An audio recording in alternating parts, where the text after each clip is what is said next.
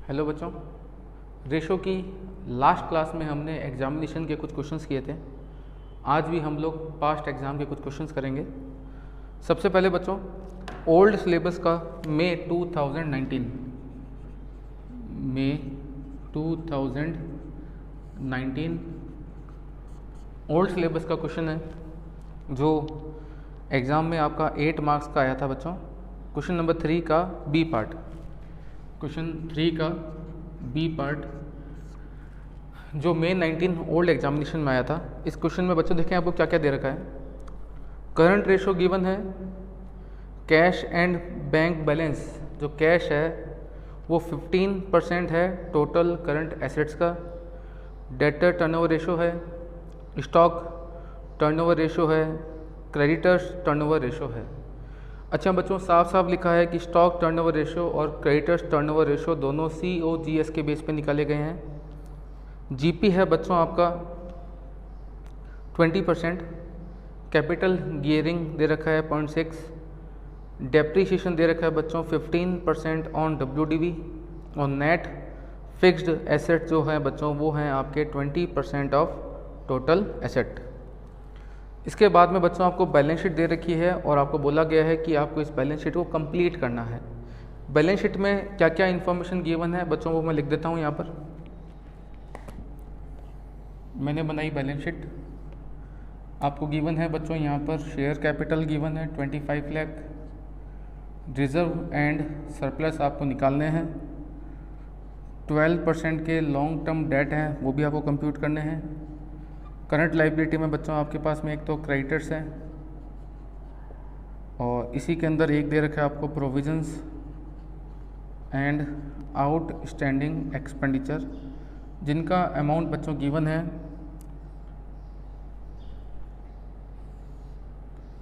Share capital 25 lakh.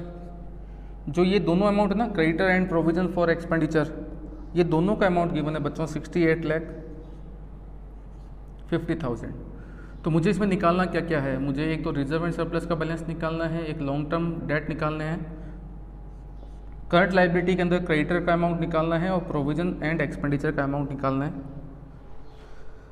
इसके अलावा बच्चों आपको फिक्स्ड एसेट की ओपनिंग WDV मिसिंग है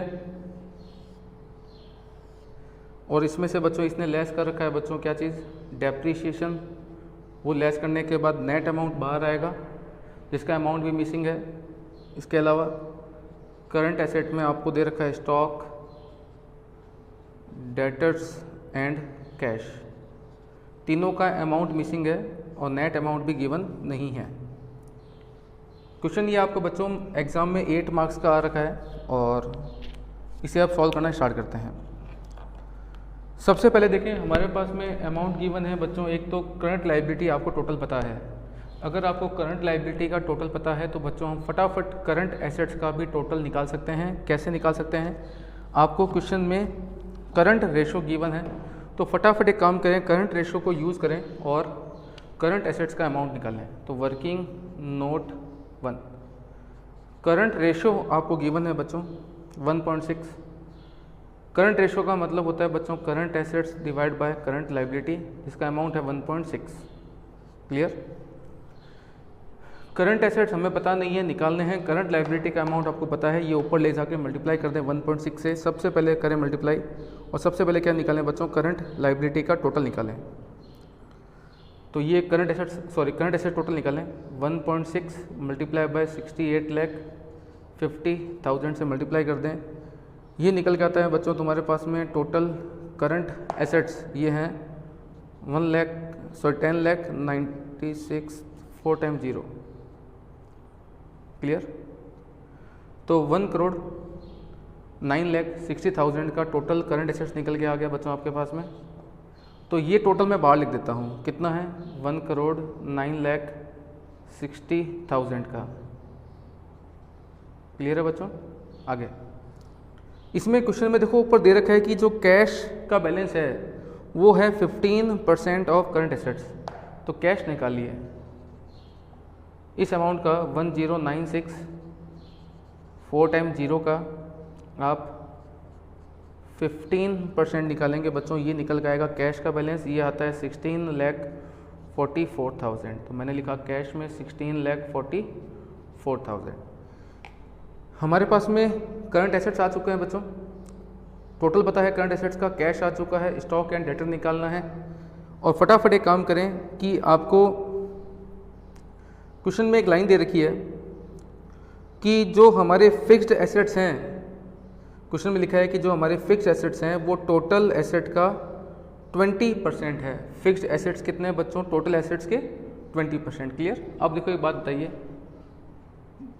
टोटल एसेट्स का मतलब क्या होता है? Fixed assets plus current assets. Clear है बच्चों? टोटल एसेट्स एफ ए कितने हैं बच्चों? इस टोटल एसेट्स का 20%। तो मैंने लिखा एफ ए हैं 0.20 किसके? टोटल एसेट्स के। 0.20 का मतलब होता है 20% प्लस करंट एसेट्स का अमाउंट आपको पता है बच्चों। क्लियर है? इक्वेशन सॉल्व करनी आपको आती है। ये है 0.2, उधर जाएगा तो माइनस हो जाएगा, तो टोटल एसेट्स की वैल्यू हो जाएगी, माइनस करते ही 0.8 डिवाइड कर दें 1096 डिवाइड कर दें बच्चों कितने से? 0.8 से। तो आपके पास में निकल के आएंगे बच्चों टोटल एसेट। फटाफट देखें टोटल एसेट्स का अमाउंट क्या निकल के आपके सामने आ रहा है। तो टोटल एसेट्स निकल के आ रहे हैं बच्चों आपके पास में 1,37,00,000। क्लियर? अब टोटल एसेट्स 1,37,00,000 है, इसमें से एफ ए कितने हो जाएंगे आपके पास में? फिक्स्ड एसेट्स एफ ए हैं इस अमाउंट का 20%। 1,37,00,000 का 20% है बच्चों आपके पास में फिक्स्ड एसेट्स। फिक्स्ड एसेट्स की वैल्यू निकालिए बच्चों, ये निकल के आती है 27,40,000। अब मुझे बताइए ये जो एफ ए की वैल्यू निकल के आ रही है, ये ओपनिंग WDV निकल के आ रहा है या ये आउटर अमाउंट निकल के आ रहा है? तो आप समझ चुके हैं कि टोटल एसेट्स में एफ ए कौन से आते हैं? डेब्ट लेस करने के बाद वाले। तो ये जो आउटर अमाउंट निकल के आया है फिक्स एसेट्स का, ये निकल के आया है 27,40,000। ये आउटर अमाउंट आ गया। अच्छा, आपको ये पता है कि ये जो आउटर अमाउंट है ये नेट WDV है, या जिसको मैं बोल सकता हूँ ये क्लोजिंग WDV है। क्लोजिंग WDV का मतलब होता है कि क्वेश्चन में लिखा है कि 15% का डेब्ट रेट है, तो ये जो अमाउंट निकल के आ रही है बच्चों ये 85% पर है। तो आप ओपनिंग WDV निकाल सकते हैं। कैसे निकालेंगे? 27,40,000 जो अमाउंट है वो 15% का डेब्ट लेस करने के बाद बचा हुआ 85% है। 85% का डिवाइड करेंगे बच्चों आपका फिक्स्ड एसेट्स का ओपनिंग WDV निकल के आ जाएगा। ये निकल के आता है 32,23,530। क्लियर है बच्चों?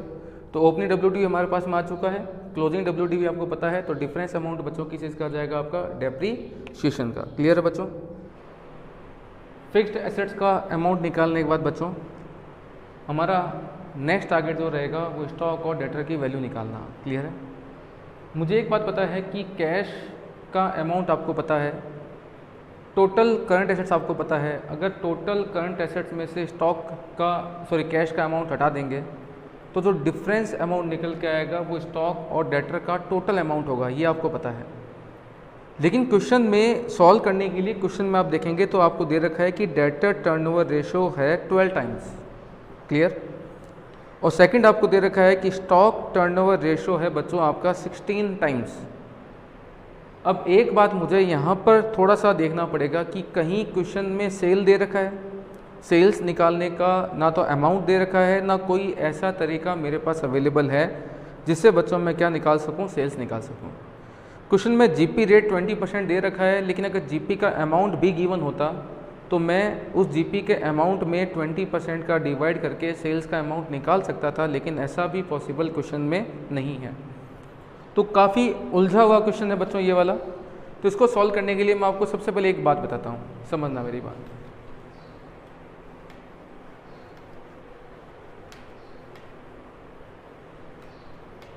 देखिए बच्चों, आपको क्वेश्चन में एक बात पता लग गई। क्या लग गई? कि जो हमारे करंट एसेट्स हैं वो है 1096, ये अमाउंट है हमारा करंट एसेट्स का, जिसमें से कैश का अमाउंट आपको पता है 16,40,000 4000। अगर ये लेस कर देंगे तो बच्चों ये निकल के आएगा total of stock and debtors. Clear है? लेकिन स्टॉक एंड डेटर का अमाउंट निकालूं कैसे, उसके लिए सबसे पहले देखना बच्चों डेटर्स टर्नओवर रेशियो आपको क्या दे रखा है। डेटर्स टर्नओवर रेशियो बच्चों गिवन है आपको 12 times. Debtors turnover ratio formula बच्चों क्या होता है, सेल्स कौन सी वाली बच्चों, क्रेडिट सेल्स डिवाइडेड बाय आपके डेटर्स, ये निकलता है 12। क्वेश्चन में आपको दे रखा है कि all purchase and sales are on credit, सारा का सारा क्रेडिट पर है, लेकिन क्रेडिट सेल्स कितनी है उसका अमाउंट मुझे गिवन नहीं है। तो मैंने एक काम किया बच्चों, मैंने कहा माना लेट क्रेडिट सेल्स कितनी है आपकी, x है। क्रेडिट सेल्स कितनी है बच्चों आपकी, x है। अगर क्रेडिट सेल्स को अगर आप x मान लेते हैं तो आपका डेटर्स का अमाउंट कैसे निकलेगा, तो डेटर्स हम कैसे निकालेंगे, क्रेडिट सेल्स को मैंने x माना तो x divide bye 12, x divide bye 12 करते ही आपके डेटर्स का अमाउंट निकल के आएगा x बाय 12। लेकिन हमें ये नहीं पता है बच्चों कि डेटर्स एग्जैक्टली है कितने या क्रेडिट सेल्स एग्जैक्टली है कितनी, तो मैंने यहाँ डेटर्स का अमाउंट लिखा x divide bye 12। Debtors turnover ratio का ये फिगर निकालने के बाद बच्चों हमें स्टॉक टर्नओवर रेशो दे रखा है। स्टॉक टर्नओवर रेशो गिवन है बच्चों, जो कि गिवन है कितना है आपका 16 टाइम्स स्टॉक टर्नओवर रेशो। ये निकाला हुआ है बच्चों COGS के बेस पे। आपको पता है कि क्रेडिट सेल्स अगर हमने x मानी है जो कि टोटल सेल्स के बराबर है, क्योंकि इसमें सारी की सारी सेल्स क्रेडिट पर ही है। अगर सेल्स को हम x मानते हैं बच्चों और 20% का क्वेश्चन में आपको GP रेट दे रखा है तो COGS कितना हो जाएगा बच्चों, समझ सकते हैं आप मेरी बात। तो मेरा COGS कितना हो जाएगा 0.80x। स्टॉक टर्नओवर रेशो का फॉर्मूला बच्चों क्या होता है, स्टॉक टर्नओवर रेशो का फॉर्मूला होता है, स्टॉक टर्नओवर रेशो फॉर्मूला होता है बच्चों COGS divide by stock. Clear है बच्चों? स्टॉक का अमाउंट हमें पता नहीं है, ये अमाउंट कितना है बच्चों 16 है। COGS कितना है बच्चों आपके पास में 0.8 है, तो मैं स्टॉक की वैल्यू निकाल सकता हूँ। स्टॉक की वैल्यू हो जाएगी बच्चों 0.80x डिवाइडेड बाय योर 16।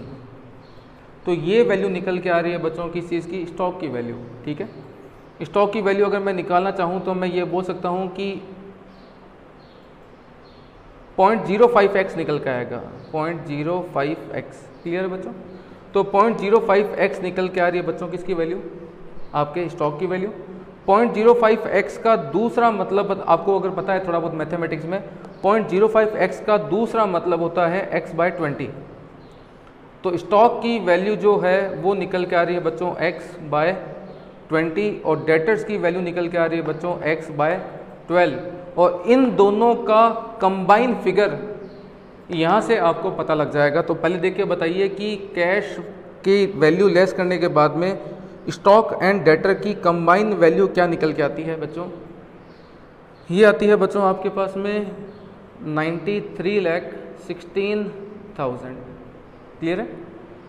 अब मैं ये बोल सकता हूँ कि 93,16,000 किसकी वैल्यू है, डेटर्स एंड स्टॉक की कंबाइन वैल्यू है। इन दोनों की कंबाइन वैल्यू कितनी है, x by 12 plus x by 20। Clear है बच्चों? x बाय 12 और x बाय 20, अगर इन दोनों के साथ इस इक्वेशन को सॉल्व करेंगे बच्चों आप जैसे ही, तो आपकी निकल के आएगी वैल्यू किस चीज़ की बच्चों, x की। फटाफट देख के बताओ x की वैल्यू क्या निकल के आती है, फटाफट निकालिए। x by 12 plus x by 20, बेवकूफ़ी मत करना, ऐसे मत बोलना x बाय 32 हो गया। एलसीएम लेना पड़ेगा आपको सबसे पहले। तो अगर आप इसको एलसीएम लेते हैं तो मेरे हिसाब से 120 ले लीजिए, एलसीएम आ जाएगा। इसका एलसीएम आएगा 120, ये आ जाएगा 10x और ये आ जाएगा 6। तो ये आपका आ जाएगा टोटल मिला के 16x डिवाइडेड बाय 120। तो ये आएगा 16x डिवाइड बाय 120 और ये जो वैल्यू है वो 93,163 टाइम्स 0। इस इक्वेशन को आप सॉल्व करेंगे बच्चों, ये निकल के आएगी आपके पास में x की वैल्यू। x कौन है बच्चों, जिसको हमने सेल्स माना है, तो सेल्स निकल के आता है बच्चों 6,98,70,000। 6,98,70,000 बच्चों तुम्हारे निकल के आ रहा है।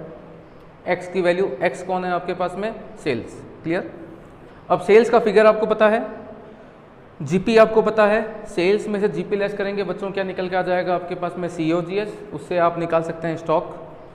और एक्स की वैल्यू है तुम्हारी किसकी? क्रेडिट सेल्स की। उसमें 12 का डिवाइड करेंगे बच्चों, ये क्या निकल के आएंगे आपके पास में? डेटर्स। तो फटाफट इक्वेशन को सॉल्व करके बताएं कि स्टॉक एंड डेटर्स की वैल्यू क्या निकल के आ रही है। तो स्टॉक की वैल्यू निकल के आएगी आपके पास में, ये है सेल्स एक्स, सेल्स में से लेस करते हैं बच्चों जीपी, जीपी है 20% और उसमें डिवाइड करते हैं बच्चों किसका? 16 का। तो स्टॉक की वैल्यू निकल के आएगी, स्टॉक निकल के आएगा 34,93,500। और डेटर्स की वैल्यू निकालने के लिए एक्स आप निकाल चुके हैं, एक्स में बच्चों 12 का डिवाइड करें, ये निकल के आएंगे आपके पास में डेटर्स, जिसका अमाउंट निकल के आ रहा है बच्चों 58,22,500। क्लियर है बात बच्चों? फटाफट नोट करें यहाँ तक। उसके बाद में हमें अब क्या क्या निकालना बाकी रह गया? एक हमें यहाँ पर क्रेडिटर्स का अमाउंट निकालना है और उसके बाद में रिजर्व एंड सरप्लस और लॉन्ग टर्म डेट का अमाउंट निकालना है। फटाफट यहाँ तक नोट करें, मुझे इसको हटाना पड़ेगा यहाँ से। फटाफट नोट करें बच्चों।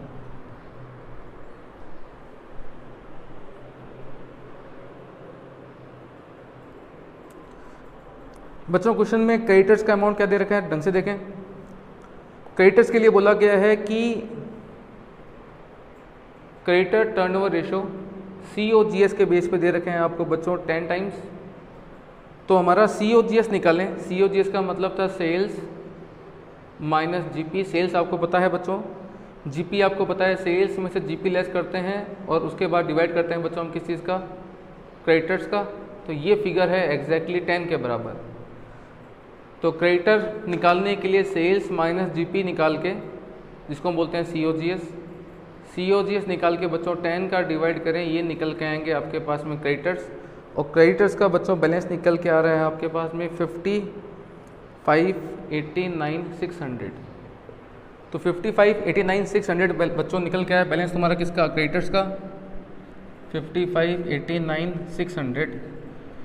68,50,000 के टोटल करंट लाइबिलिटी है, जिसमें से क्रेडिटर को लेस कर दें बच्चों, तो ये निकल के आ जाएगा आपके पास में प्रोविजन का बैलेंस। वर्किंग नोट में बनाएंगे आप लोग।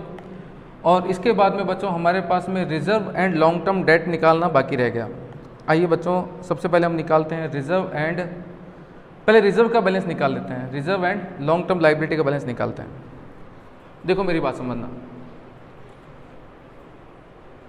फिक्स्ड एसेट्स की वैल्यू आपको पता है, करंट एसेट्स की वैल्यू पता है, इसका मतलब आपको टोटल एसेट्स का अमाउंट पता है। टोटल एसेट्स का आपको बच्चों क्या पता है?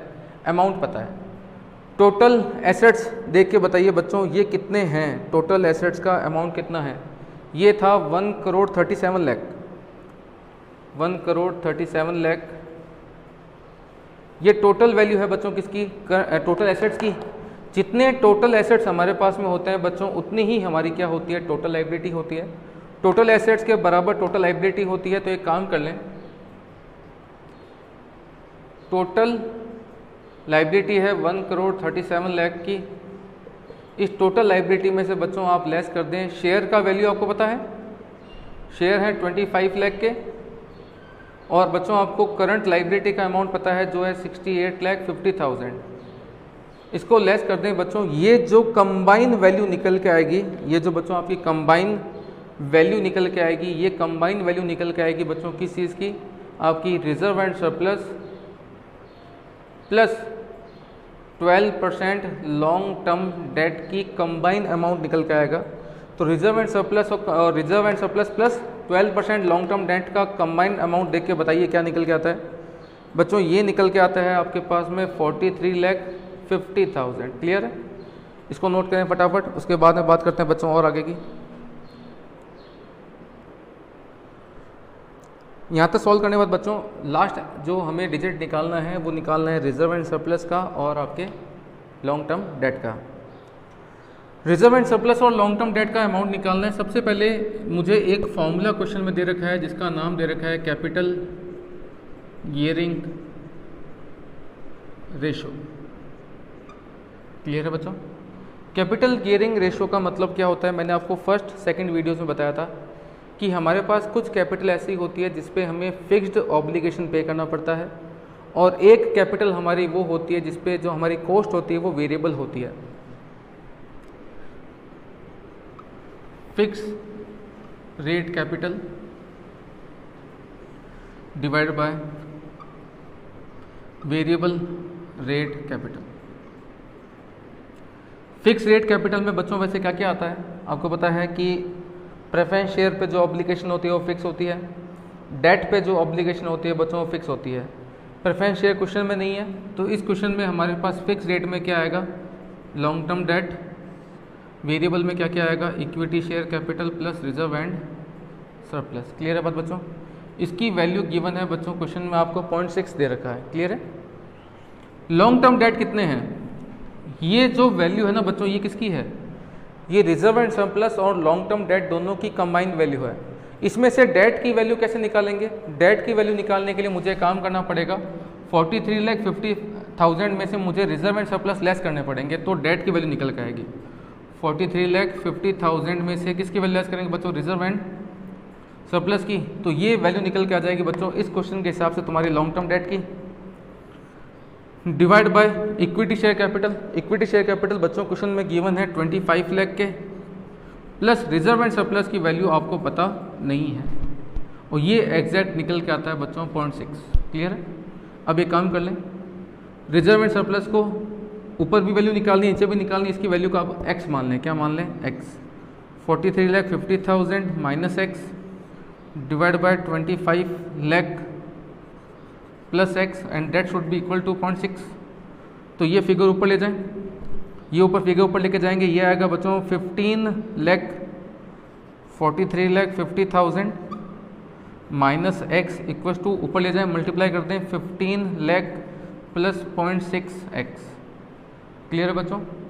इस अमाउंट को इधर लेके आ जाए माइनस में, 43,50,000 माइनस 15 लाख इक्वल टू ये x उधर जाके प्लस हो जाएगा, ये हो जाएगा 1.6x, और x की वैल्यू निकालने के लिए क्या करेंगे, इसमें से डिवाइड कर दें किसको, 1.6 को, क्या निकल के आ जाएगी बच्चों, x की वैल्यू। और ये x की वैल्यू इस क्वेश्चन के हिसाब से आप निकालें तो x की वैल्यू निकालती वो रिजर्व एंड सरप्लस निकल जाएगा। यहाँ से रिजर्व एंड सरप्लस बच्चों क्या करना, बाद में लेस कर देना। जैसे ही इसमें से रिजर्व एंड सरप्लस आप क्या करेंगे, लेस करेंगे, तो डिफरेंस जो अमाउंट है वो कहलाएगा बच्चों किस चीज़ का, लॉन्ग टर्म डेट का। तो काफ़ी कॉम्प्लिकेटेड क्वेश्चन है ये वाला, और इसकी प्रैक्टिस आपको 1-2 बार ढंग से करनी पड़ेगी। इस पैटर्न के क्वेश्चन अगर एग्जाम में आते हैं तो यहाँ पर आपके पास में इक्वेशन बनाने के अलावा कोई दूसरा ऑप्शन बचने वाला नहीं है। क्लियर है बात बच्चों? ये x की वैल्यू निकालें, रिजर्व एंड सरप्लस की वैल्यू आ जाएगी, इस 43,50,000 में से रिजर्व लेस कर दें, लॉन्ग टर्म डेट आ जाएगा, और रिजर्व सरप्लस आप निकाल चुके हैं। बैलेंस शीट में इनका अमाउंट बाद में क्या करें बच्चों, पुट करें।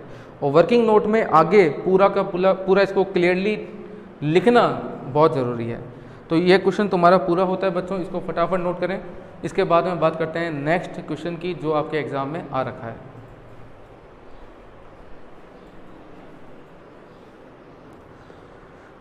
नेक्स्ट क्वेश्चन बच्चों, ये आपके मई 2018 एग्ज़ाम में आ रखा है, ओल्ड में, मई 2018 ओल्ड। क्लियर? क्वेश्चन नंबर 2 का बी पार्ट 8 मार्क्स का एग्ज़ाम में आ रखा है। क्वेश्चन नंबर 2 का बी 8 मार्क्स का। इस क्वेश्चन में बच्चों क्या दे रखा है, एक तो दे रखा है आपके पास में शेयर कैपिटल 31 मार्च 2017 की शेयर कैपिटल दे रखी है 40 लाख, और 31 मार्च 2018 की भी शेयर कैपिटल दे रखी है बच्चों 40 लाख।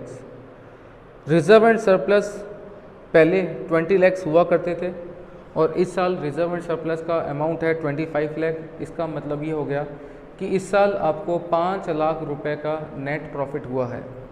तो reserve and surplus last year 20 lakh थे, इस साल 25 लाख हैं। इसका मतलब ये हो गया कि इस साल आपको 5 लाख रुपए का नेट प्रॉफिट हुआ है। लॉन्ग टर्म लोन पहले भी 30 लाख के थे, अभी भी 30 लाख के हैं। नेट प्रॉफिट का रेट दे रखा है बच्चों 8%। देखो नेट प्रॉफिट का अमाउंट पता है और नेट प्रॉफिट का अमाउंट है 5 लाख रुपए जो कि सेल्स का 8% है, तो सेल्स निकल के आ जाएगी। सेल्स में से जीपी 20% लेस कर देंगे तो बच्चों COGS निकल के आएगा। ये बोलता है कि लॉन्ग टर्म जो लोन है उसका 40% हमने फिक्स्ड एसेट्स में यूज़ कर रखा है। स्टॉक टर्नओवर रेशो COGS पे 4 है। डेटर्स हैं 90 डेज़ की सेल्स के बराबर। कंपनी 1.5 मंथ के COGS के बराबर अपने पास में कैश होल्ड करती है। और इग्नोर टैक्सेशन, आपको टैक्स इग्नोर करना है और एज्यूम करना है कि साल का मतलब 360 दिन होता है। और आपको एक बैलेंस शीट दे रखी है जो कि आपको कंप्लीट बनानी है। बैलेंस शीट में बच्चों दे रखा है आपको share capital, reserve and surplus. बच्चों देखो शेयर कैपिटल है 40 लाख रुपए की, रिजर्व एंड सरप्लस है 25 लाख रुपए के। इसके अलावा लॉन्ग टर्म लोन ये हैं 30 लाख रुपए के। और एक निकालने हैं आपको क्रेडिटर्स। इसके अलावा fixed assets, sundry, debtors, closing stock and cash, ये 4 चीज़ें आपको निकालनी है। इस क्वेश्चन में सबसे पहले जो रिक्वायरमेंट दे रखी है कि नेट प्रॉफिट जो बच्चों है वो आपका 8% है। मुझे बताइए इस साल का नेट प्रॉफिट कितना है। इस साल का नेट प्रॉफिट 5 लाख है। इस नेट प्रॉफिट में बच्चों डिवाइड करते हैं किस चीज़ का, 8% का। ये निकल के आ जाएगी आपके पास में क्या चीज़, आपकी सेल्स। और सेल्स निकल के आती है बच्चों आपके पास में 62,50,000 की। सेल्स से अब COGS निकालना है तो सेल्स माइनस GP लेस कर दें बच्चों, सेल्स माइनस GP कर दें, ये आएगा COGS। सेल्स है 62,50,000 की, इसमें से 20% का GP लेस कर दें तो COGS निकल के आएगा बच्चों आपका कितना, 50 लाख का। क्लियर है। क्वेश्चन में आपको एक दे रखा है stock turnover ratio. Stock turnover ratio दे रखा है 4। तो स्टॉक टर्नओवर रेशो का फॉर्मूला होता है बच्चों COGS डिवाइड बाय स्टॉक। और ये गिवन है बच्चों आपको 4। COGS 50 लाख है, 4 का डिवाइड कर देंगे तो स्टॉक निकल के आ जाएगा। स्टॉक निकल के आएगा आपका 50 लाख डिवाइड बाय 4, 12,50,000 का। इसके अलावा बच्चों आपको डेटर्स निकालने हैं। क्वेश्चन में दे रखा है कि जो डेटर्स हैं वो 90 डेज़ के बराबर हैं। तो साल भर की सेल है 62,50,000, साल भर की सेल है। ये सेल है 360 दिन की। डेटर्स हैं कितने दिन के बराबर, 90 डेज़ के बराबर। मल्टीप्लाई कर दें बच्चों 90 से, ये निकल के आ जाएंगे डेटर्स 15,62,500। इसके अलावा बच्चों क्वेश्चन में दे रखा है कैश जो हम होल्ड करते हैं वो हमारे COGS के 1.5 मंथ के बराबर है। तो COGS कितनी, 50 लाख है। 50 लाख की COGS है 12 मंथ की। जो कैश होल्ड करते हो वो 1.5 मंथ के बराबर है। तो कैश निकल के आएगा बच्चों 6,25,000। तो डेटर आ चुका है, कैश आ चुका है और आपके पास में आ चुका है बच्चों स्टॉक। तो डेटर्स में लिखें 15,62,500। आपके स्टॉक में लिखें 12,50,000। कैश में लिखें 6,25,000। फिक्स्ड एसेट्स निकालने बाकी हैं और एक निकालना बाकी है बच्चों, क्या चीज़, क्रेडिटर्स निकालने बाकी हैं। इस क्वेश्चन में बच्चों क्रेडिटर्स गिवन नहीं है तो प्रॉब्लम ये हो गई कि क्रेडिटर्स निकाल नहीं सकते हैं, तो पहले मुझे निकालना पड़ेगा FA। निकालें। FA के बारे में बच्चों क्या दे रखा है,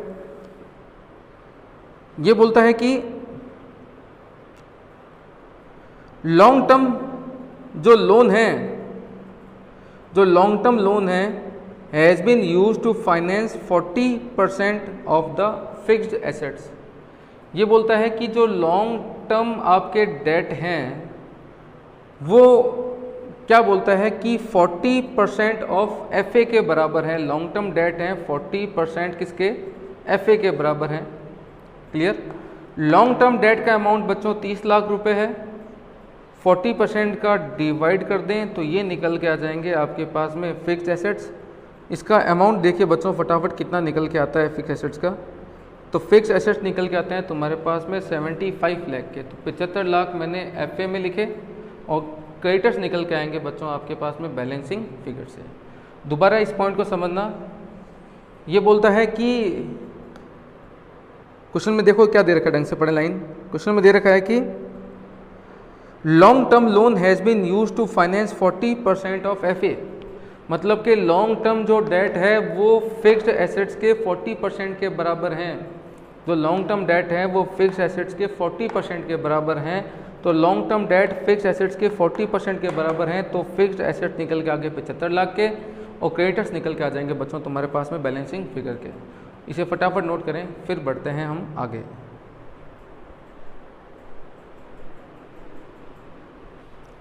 नेक्स्ट क्वेश्चन है बच्चों आपका जो IPCC ओल्ड नवंबर 2017 में एग्ज़ाम आया था, नवंबर 2017 ओल्ड, और ये क्वेश्चन एग्ज़ाम में 8 मार्क्स का आ रखा है।